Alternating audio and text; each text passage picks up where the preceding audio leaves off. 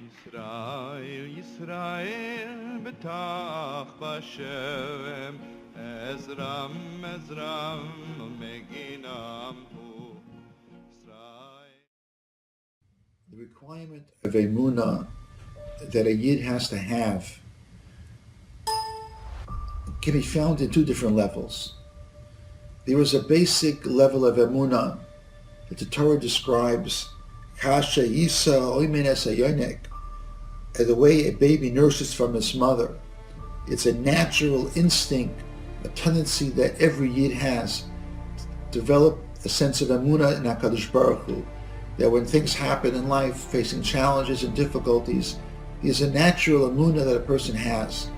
That's level number one. But the responsibility that a yid has to have is to grow in emunah, is beyond that basic elementary level of emunah. The pasuk in Tehillim says, "Lahagid baboker chazdecha ve'monoscha balelos."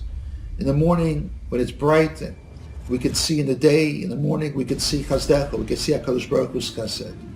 Ve'monoscha balelos. At night, the Zohar refers to Laila as in Gullus, the darkness of Gullus, the difficulties of pain and challenges that people go through, that Klal Yisrael goes through. That's only be'emunaska balelos. The way one deals with those challenges and those pain and that difficult, painful times that we all go through is through developing emunah. But in Lailos at night, it's emunaska balelos.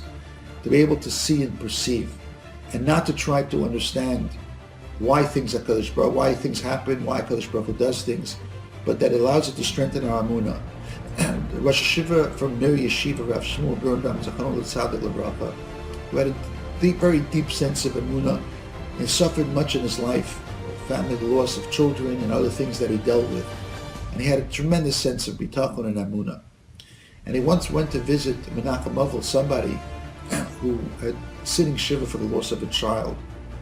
And the person asked him, says, Rosh Hashiva, can you please give me some emunah, give me some chizuk to the loss that I'm facing, that I'm dealing with. And the Rosh Hashiva quoted the pasuk, famous Rashi, in the parsha of Akedas Yitzchak. When it comes to Akedas Yitzchak, the pasuk tells us that Yitzchak became blind. And Rashi says, well, how did Yitzchak become blind? Because when Avram tied him down in the Akedah, the Rashi from Chazal, Niftachu arubas hashamayim, the windows of heaven opened up, and the Malach saw, and a tear fell from the drop of a tear fell from the Malach's eye into the eyes of Yitzchak, and Yitzchak became blind. Ask the Rosh Hashiva, why does it have to be Niftachu arubas hashamayim? Why does it have to be that the windows of heaven's open? What if the windows were closed? Wouldn't the Malach have cried anyway, and cried into the eyes of Yaakov? What does that mean, that the windows of heaven open? And the Rosh Hashiva explained that when the windows of heaven are closed, the Malachim look at things that take place in the world with Egin of Shamayim, with eyes of Shamayim. In eyes of Shamayim, there are no questions. In the eyes of Shamayim, there are no tears, because we understand HaKadosh Baruch Hu, why HaKadosh Baruch Hu does these type of things, why HaKadosh Baruch Hu brings the nisyonos and challenges to us.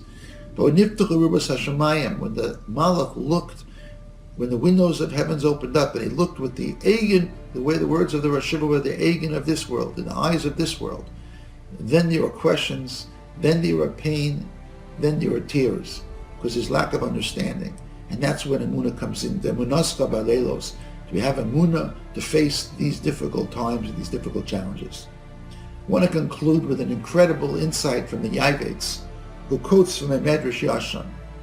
And he says that the reason why HaKadosh Baruch Hu gives these challenges, these difficulties to Klal Yisrael, is for a reason that it's important that we should understand.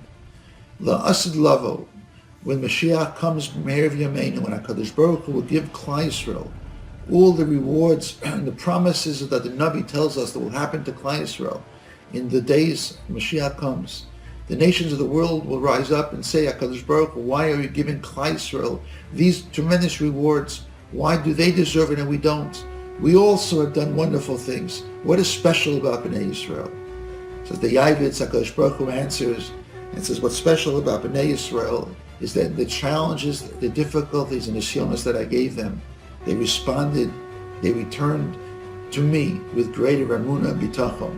They became strengthened their avodas Hashem and their yiras Hashem and their connection to our HaKadosh Baruch Hu.